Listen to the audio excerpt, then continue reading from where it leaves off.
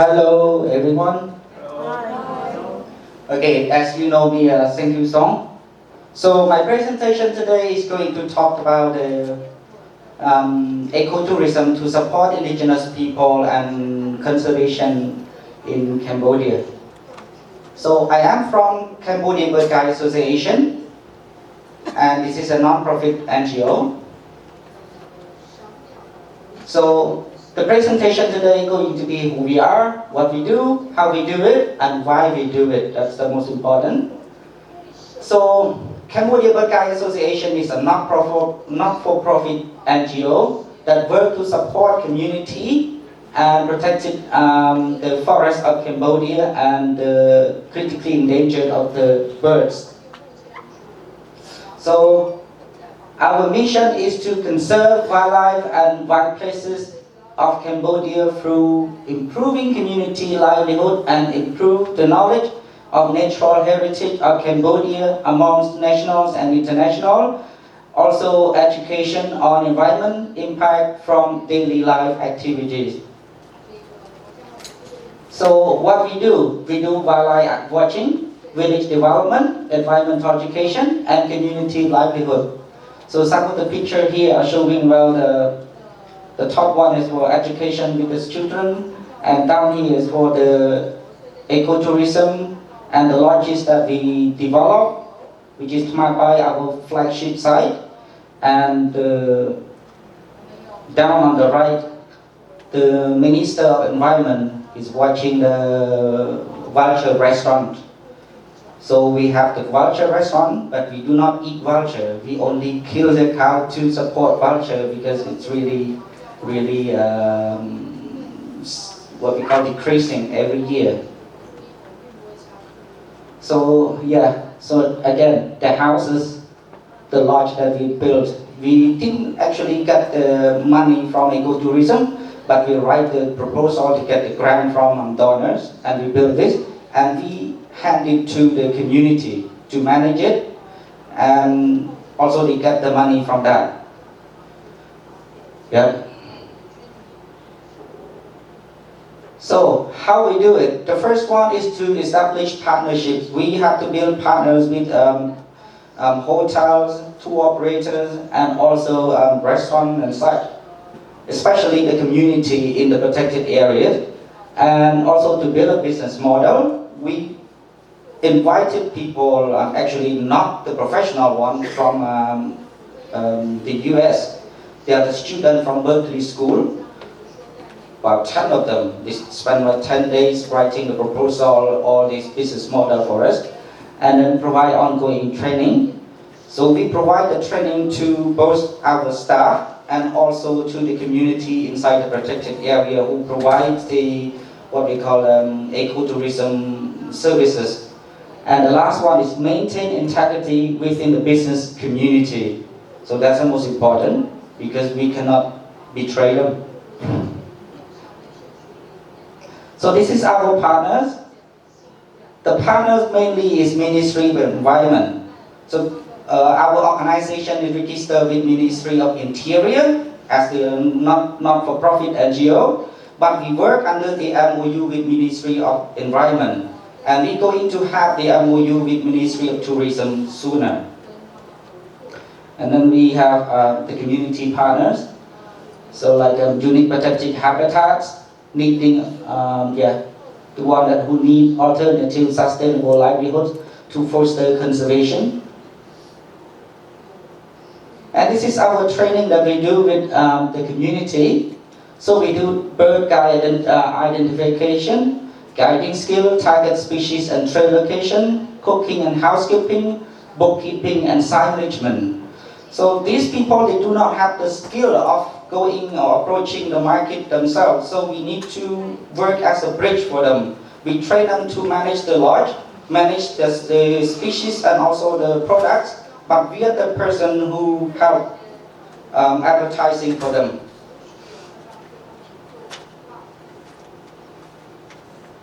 Okay.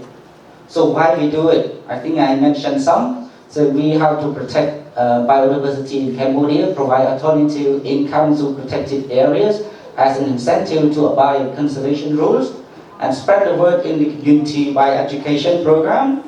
And the last one is to achieve financial independence for our organization.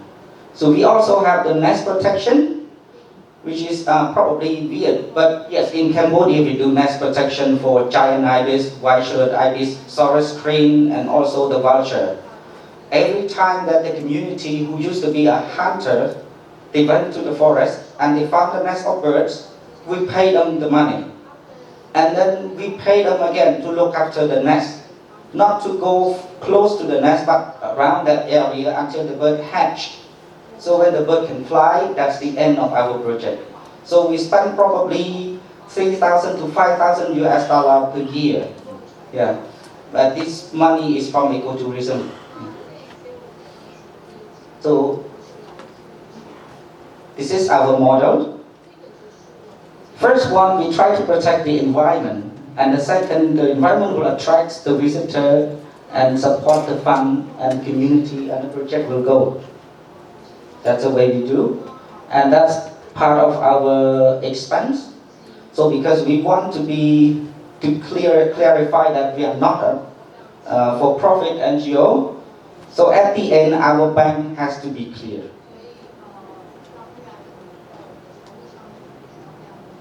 So this is how the benefit sharing works. We have direct income for the community and indirect income. The direct income goes straight to people who provide the services to ecotourism, and indirect income to the whole village or the community, because we cannot take all the people from the village to work. So we split it into two parts. So the village development fund, every time people goes to the site, they will pay that amount of money. Whether they stay 2 or 3 days, it's okay, but just that. And then the payment for services is like down here. And how we use the fund? We hold the meetings every year. At the end of the season, we call the peak season, and at the end of that, in May, we have the meeting in the whole village, and they discuss the priority of spending the money. But mostly they spend the money on the health education and village development, like building roads and paths. So this is how we do it. Village meeting to do what to use for. So the use is like this. And the payment for service, the money that they have this, because like the guys, they get the money directly, the cooks, they get directly, but for lodging, people who stay in the village or stay in the lodge, they get the money 18 US dollar per night per person. And this money will use this way. The committee will decide on this.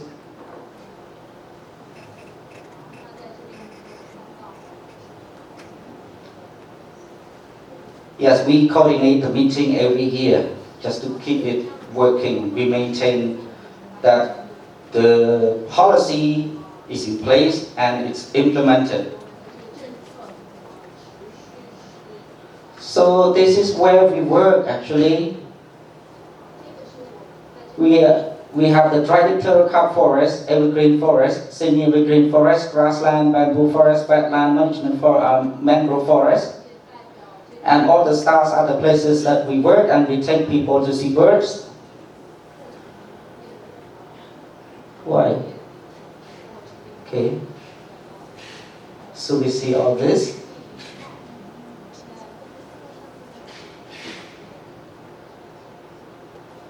Okay.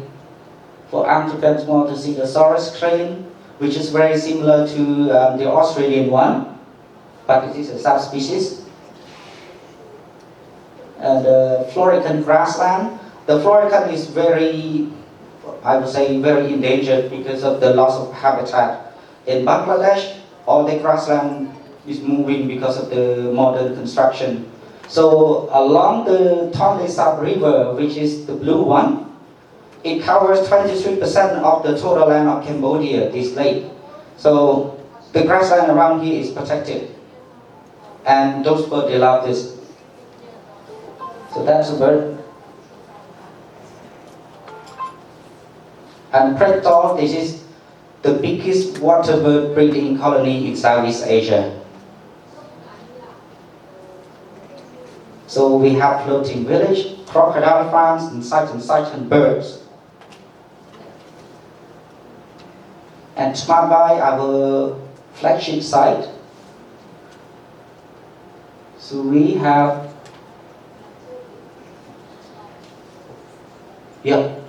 the two ibises, giant ibis and white-shouldered ibis, are very rare. And the people travel to Cambodia mainly to see the two species. Yeah.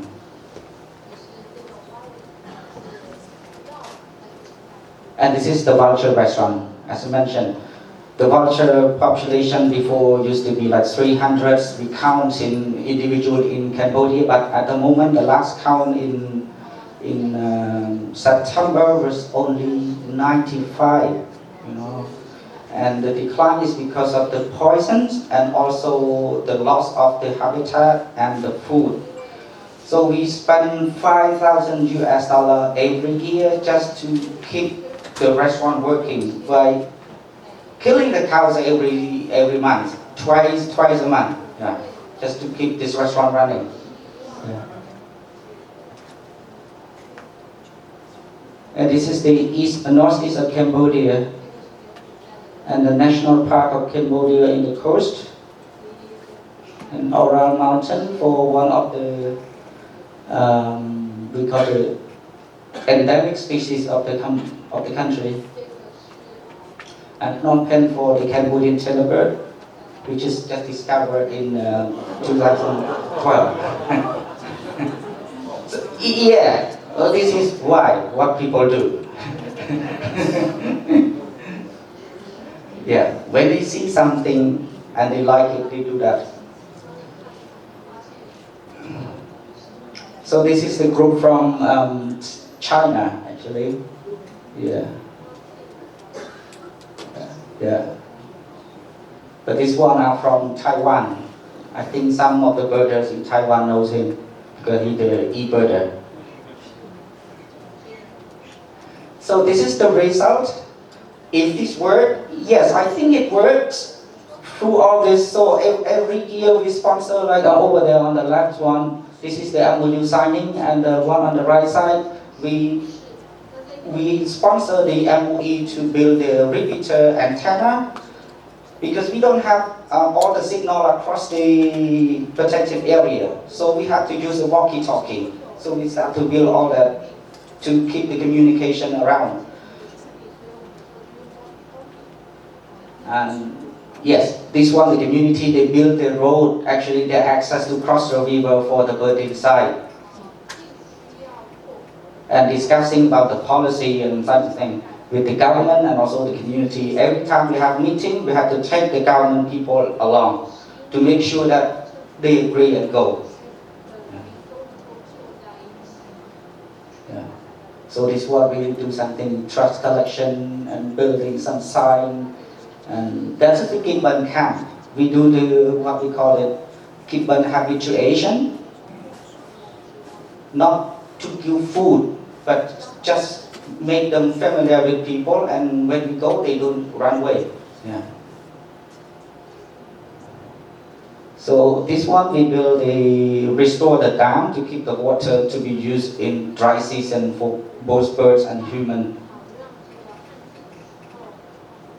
And the rescue, we got the village around the area, the collaboration from the village to send us all the information about bird being captured or being killed or something, they will report us.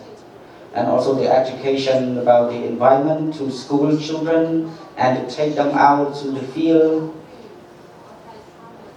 And this is a training. This is the important one, which is the result. I don't really have 16, 17, and 18 yet because it's not finalized on the report. But this is how this community they earn each year.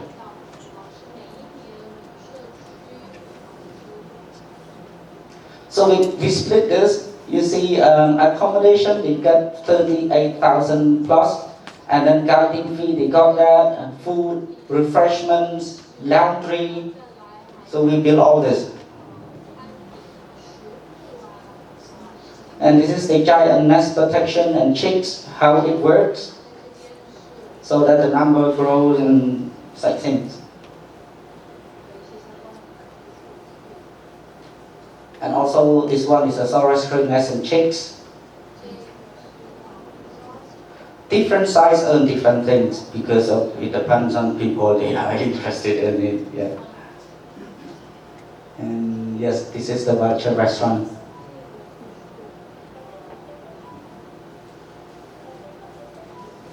And the Bengal forest, and this is the last one actually.